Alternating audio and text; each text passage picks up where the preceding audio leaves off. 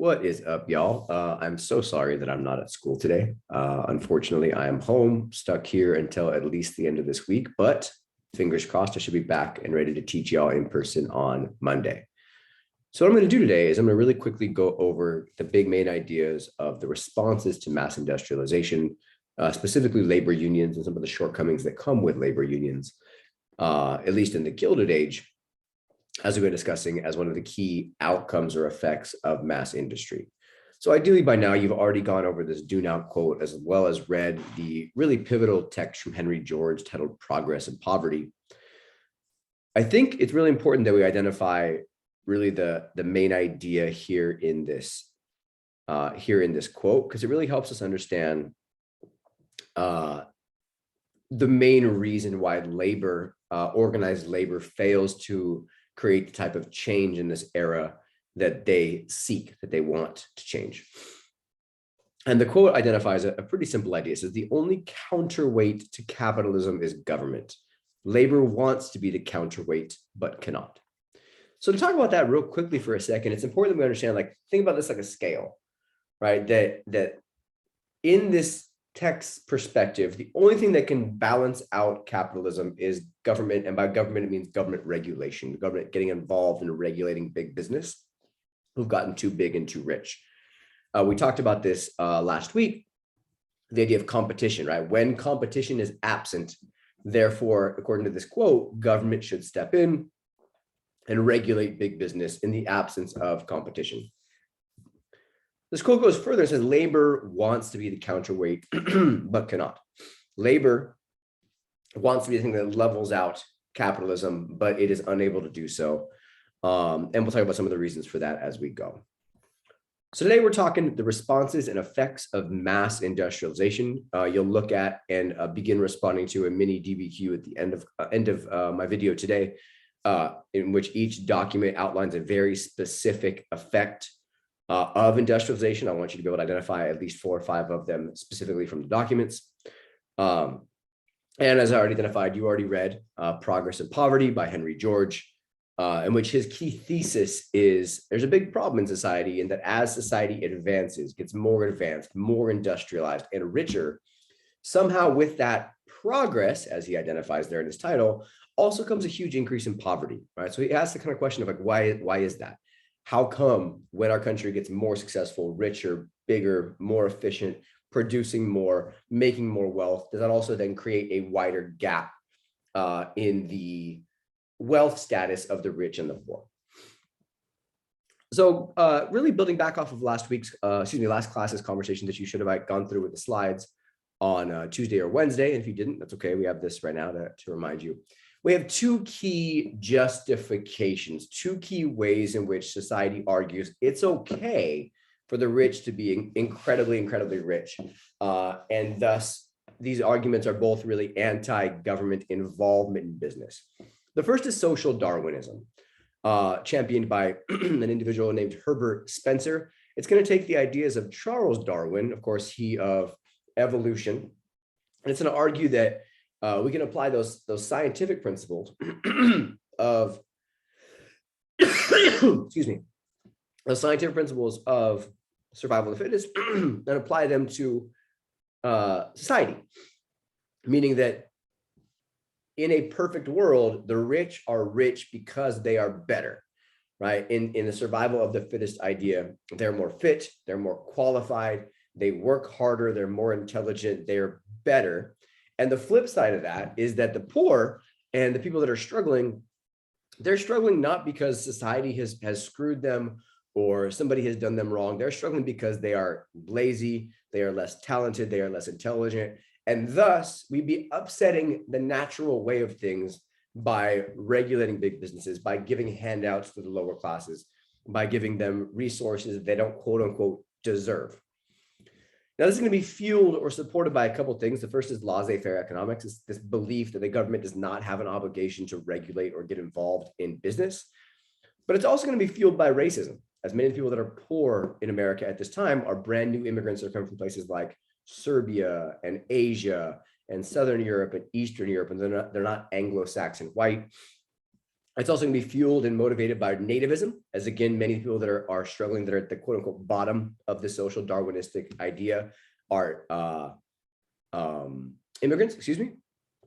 And it's also going to be fueled by imperialism and eugenicism, this idea that scientifically some people are less than others. That's the first justification that it's really important that you guys are able to articulate. The second is a slightly modified version of really the same idea.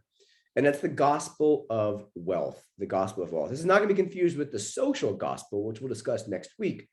That's really a reform movement trying to help the poor. The gospel of wealth is going to be championed by Andrew Carnegie, but also then picked up by people like John D. Rockefeller and J.P. Morgan and Cornelius Vanderbilt.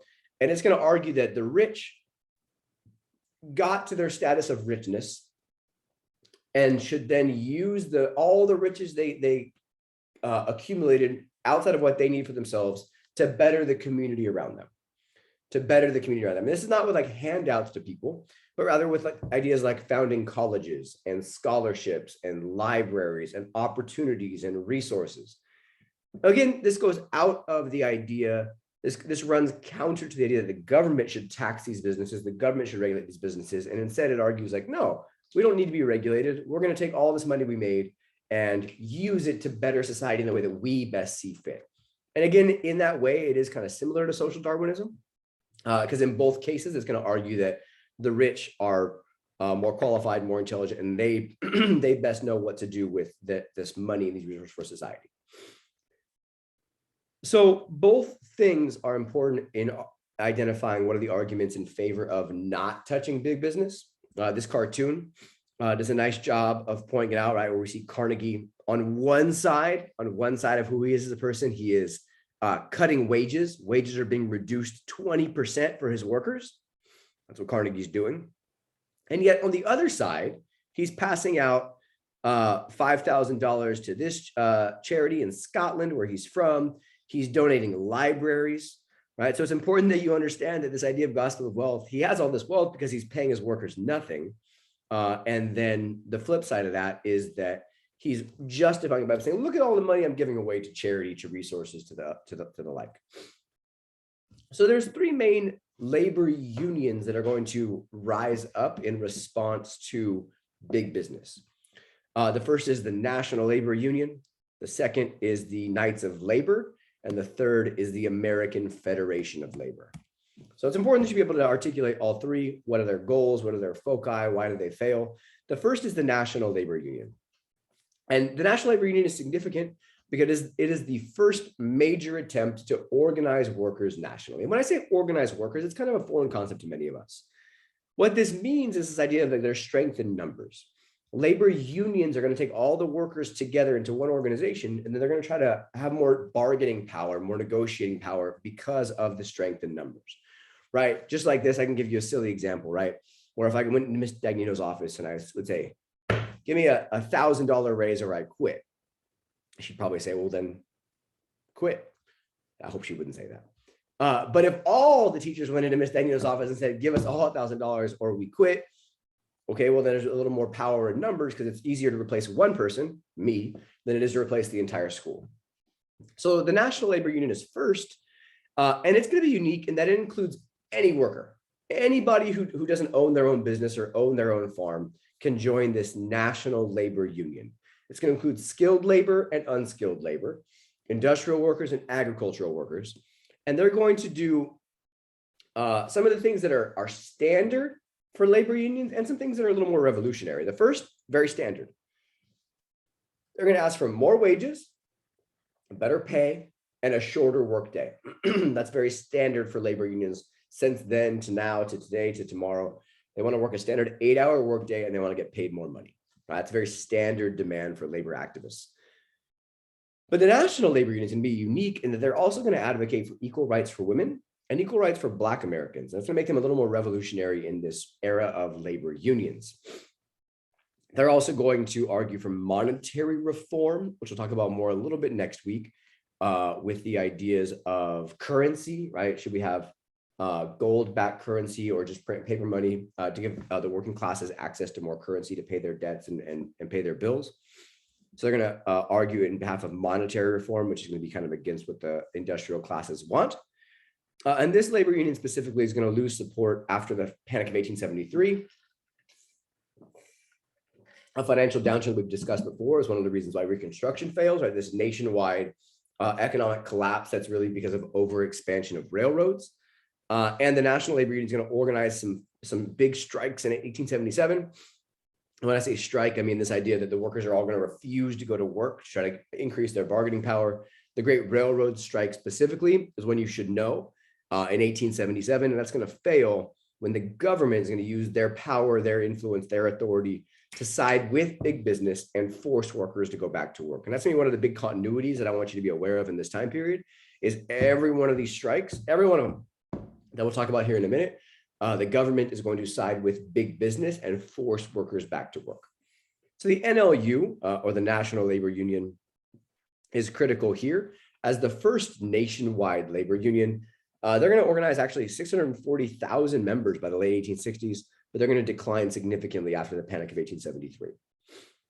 The two labor unions that have a little more lasting influence, the first is the Knights of Labor, the Knights of Labor. They're going to be organized by Terence Powderly, as a good labor activist name for you to have in your back pocket.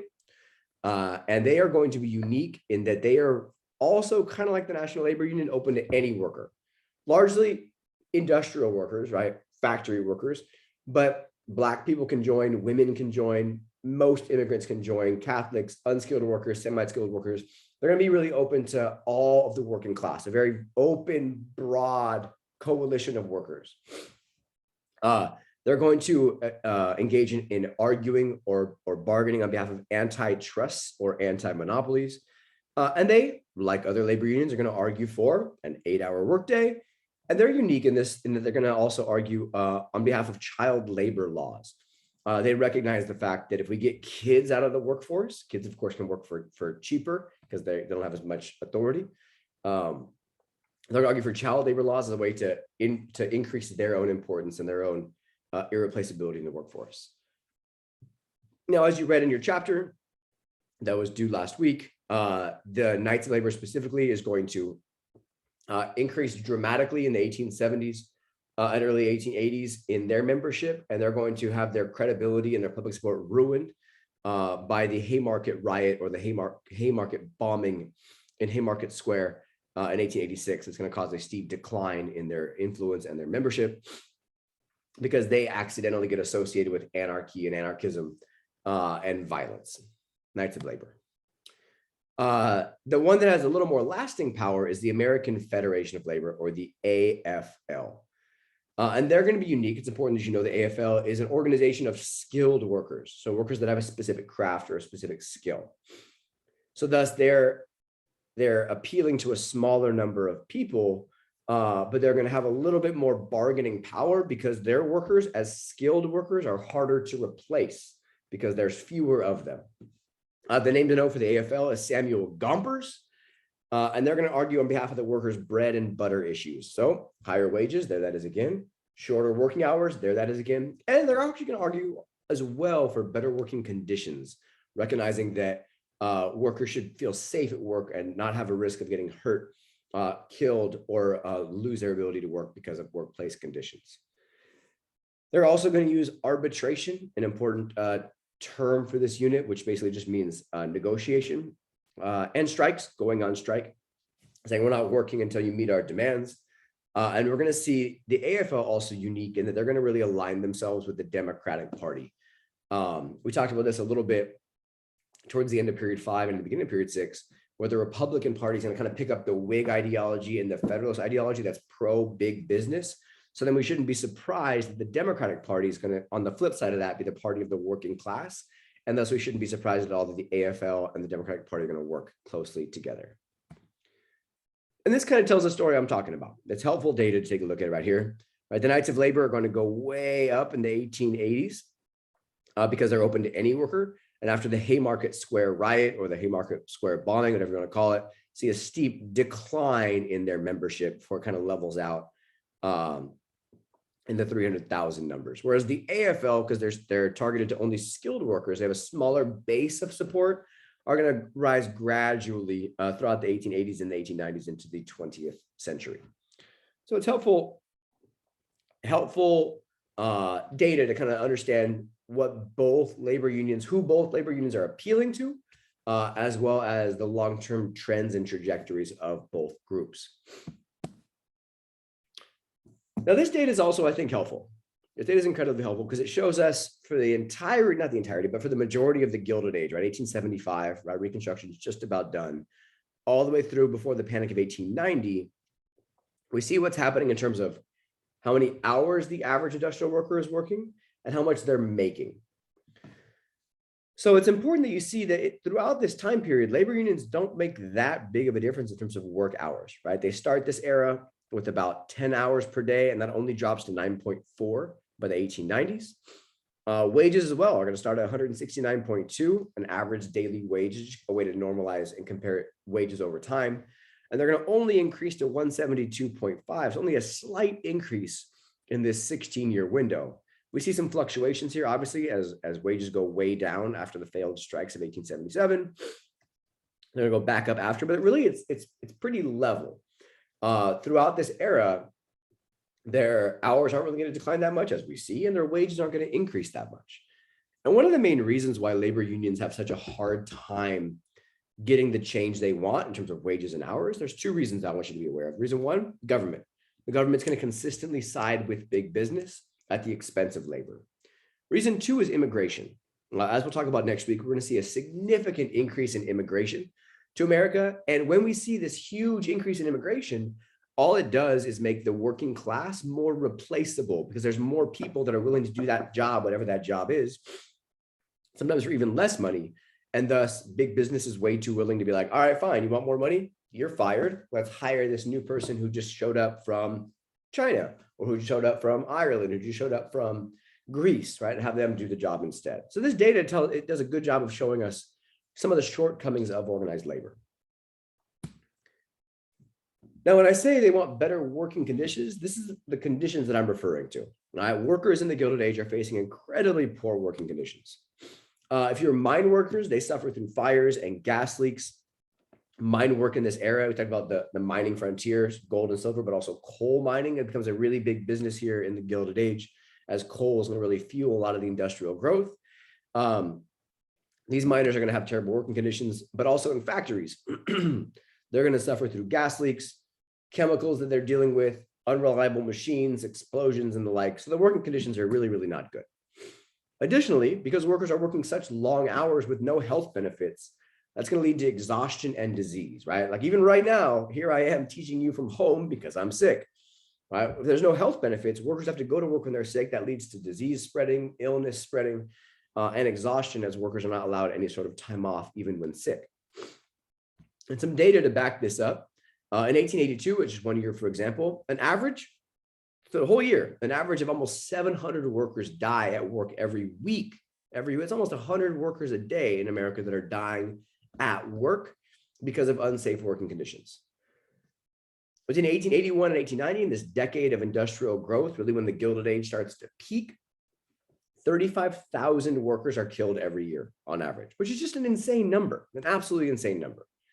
And the average work for the working class is about 60 hours a week, which is incredibly long. As you saw in the last data set, they're going to work about 10 hours a day for 6 days a week. And the numbers, and by 1900 as well, 1 in 5 children are going to work. So it's important that we recognize that it's not just the money that labor unions are asking for, it's also just a ability to feel safe at work, which is of course not happening in this era. Now, the main way in which labor is going to respond to industrial growth, the most visible way in which they're going to respond is by going on strike. There's a couple strikes for you to know. I gave you a little box in your handout so you can just fill out a couple key details from each one. Then I ask you at the end, what's one commonality that all 3 strikes have in common?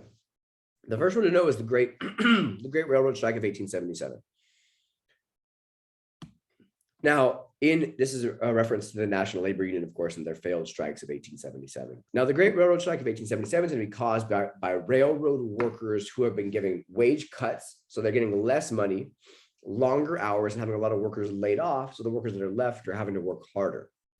This is as a result of the Panic of 1873, right? Railroads have collapsed. Railroads are having a hard time gaining profit. So they take this lack of profit out on their working class. The two railroads specifically this is dealing with are the B&O Railroad and the Pennsylvania Railroad, as railroad strikers all over the country, first in West Virginia and Maryland, and then later across the Northeast and Midwest, are all going to go on strike, who are railroad workers, and saying, like, we're not going to work, which is going to bring the railroads to a halt, which is going to make the railroad owners then negotiate with us for what we want. Now, the strikers in this case are going to use violence, vandalism, and rioting, which is going to then be the justification for why the government steps in and forces them back to work. And the president at the time, Rutherford B. Hayes, same president, compromise 1877, end of Reconstruction, is going to file injunctions, an important term for today, injunctions. And really, that's just a court order. He's going to ask a court, a legal procedure as an injunction, to force these workers back to work. He's also going to send federal troops, the U.S. Army, believe it or not, the National Guard, an equivalent. And that's going to make the violence worse, as troops in conflict with strikers or rioters often does. And because the government is going to side with big business, in this case with the railroads, by using the courts and using the military to force these workers back to work, the Great Railroad Strike is going to be a failure in getting the wage cuts taken back and the longer hours taken back as well. This is going to lead to labor unions realizing they have to have better organization, which is why the AFL, American Federation of Labor, and the other labor unions we discuss are going to build an influence after that. But we also see the government, again, siding with big business by passing new laws that are going to limit unions because they see unions as a way of building like societal anarchy. So Rutherford B. Hayes, the president at the time, says the strikes have been put down by force. We've put the strike down by force, but now for the real remedy or the real solution. Can't something be done by education of the strikers, by judicious control of capitalists, by wise general policy to end or diminish the evil? The railroad strikers, as a rule, are good men, sober, intelligent, and industrious. So Hayes recognizes here that the working class is rebelling for good-ish reason, but he doesn't see the violence and the quote-unquote anarchy as the way to do so. Long-term, a more significant strike is the Homestead Strike, which is going to take place in 1892, so about 15 years after the Great Railroad Strike. And this is actually going to be a huge strike at Carnegie Steel. We talked last class about how Andrew Carnegie has almost entire control of the steel industry. And one of his managers, a man named Henry Frick, he's the manager of Carnegie Steel, is going to, in 1892, start cutting wages, right? Cutting wages because steel prices are declining. Therefore, Carnegie's profits are declining. And rather than just take less profit, one of the richest men in the world, he's going to instead start paying his workers less to maintain his profit margin. Now, Frick's also trying here to weaken the steel workers union by proving to them, hey, I can cut your wages when I feel like it, and that's exactly what I'm going to do. So that what the working class does at the Homestead Steel plant in Pennsylvania is they're going to go on strike. They're going on strike, and when they try to get replaced, when Frick tries to hire what's called scabs to come in and work for them, they lock down the plant. The workers do. They basically camp out inside the steel plant and say, like, we're not working and nobody's coming to replace us. They're not going to work either. So what we see instead is as these striking workers barricade themselves in front of the steel plant, Carnegie, who's in Scotland at the time, and Frick, who's more hands-on, is actually hire a private police force called the Pinkerton Detectives, which is basically a group of individuals that rich people hire to do their bidding. In this case, their bidding is to use violence to disperse the strikers, to get the strikers out of the plant so that Frick's hired replacements can take their job and keep the steel being produced. When this doesn't work and the strikers still hold the plant, the Pennsylvania government sends here we are again, the government sends their armed forces, the Pennsylvania State Militia in this case, that ends the strike and forces the strikers out. The strike fails eventually, as the Pennsylvania State Militia forces them back to work, and the union, the steelworkers union, is broken because they went on strike, it didn't work, and they thus lose their credibility to use this main tactic of striking to get their way and to avoid wage cuts. The impact is significant here, though, in that it weakens the steelworkers union, but it also tarnishes Carnegie's reputation, right? He has this reputation of a philanthropist, a man who donates a lot of money to charity. And then what we have instead is individuals being shot and killed by state militias being forced back to work at his plant, which is going to tarnish some of his reputation. And the third one to note is the Pullman strike. The Pullman Palace Car Company is a company that builds railroad cars. And the Pullman Palace Car Company is going to be unique in that they're going to establish what's called model towns for workers. In this case, it's going to be kind of similar to the Lowell girls back in the Market Revolution in period 4, right? These women that lived at the mill towns, they went to school at the mill towns, they ate at the mill towns, they had housing, clothing from the mill owners, and they worked at the mill. Similarly here, workers for Pullman are going to live in Pullman towns. Now, again, just like the Great Railroad Strike was because of conditions after the Panic of 1873, the Pullman Strike is going to be because of in response to the Panic of 1893, another economic downturn, even bigger one in 1893.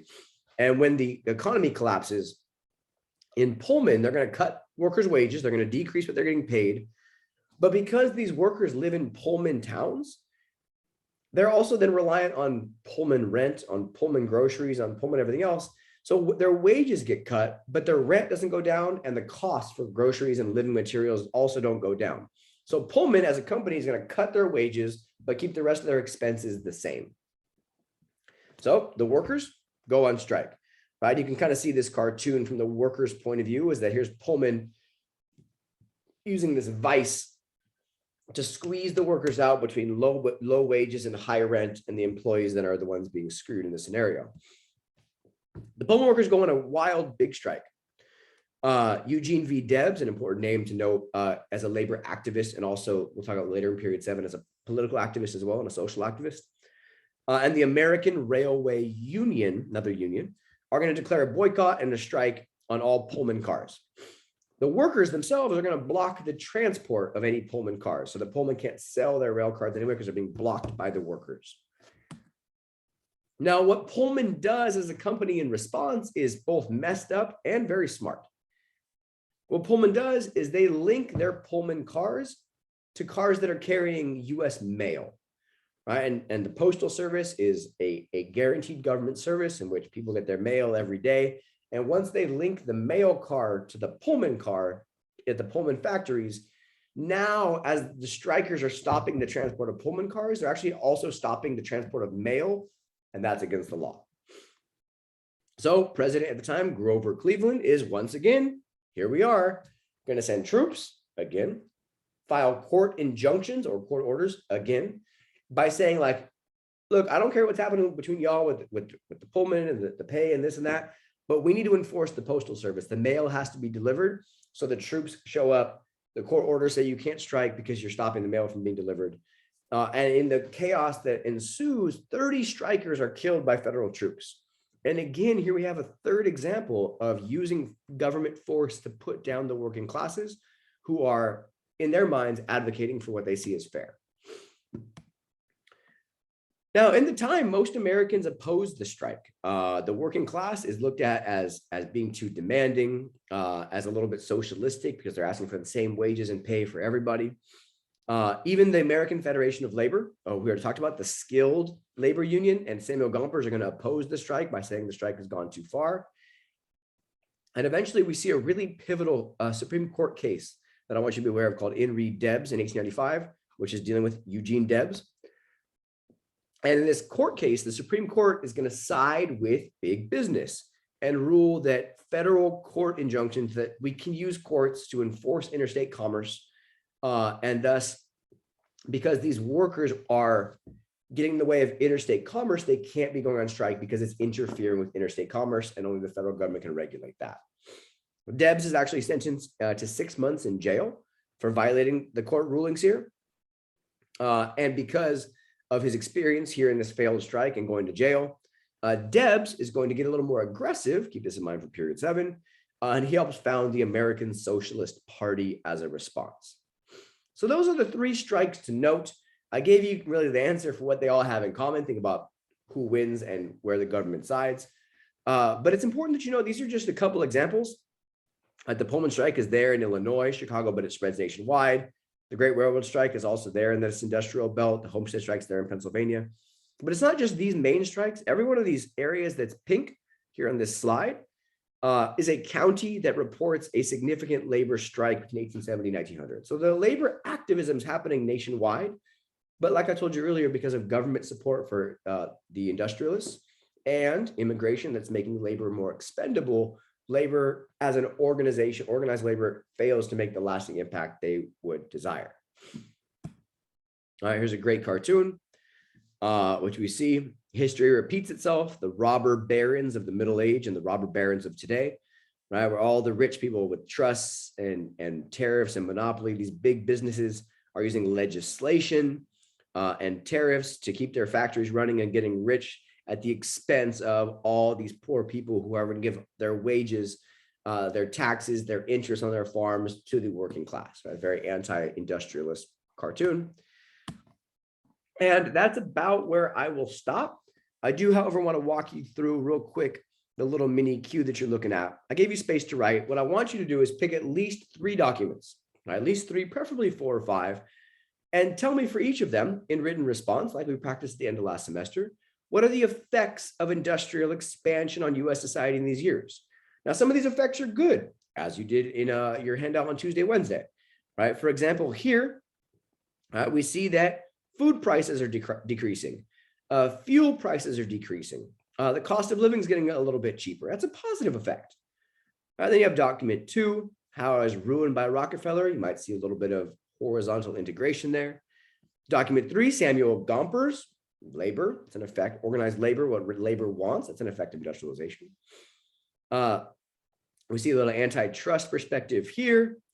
A great cartoon called The Bosses of the Senate here for an argument about who really runs this country at the time. I think you'll enjoy that cartoon. And that's it. So I give you 5 docs instead of 7 docs. I want you to, again, write your introductory paragraph. What are the effects? Right? Industrialization caused positive effects like this, but also more negative effects because of this, this, and this.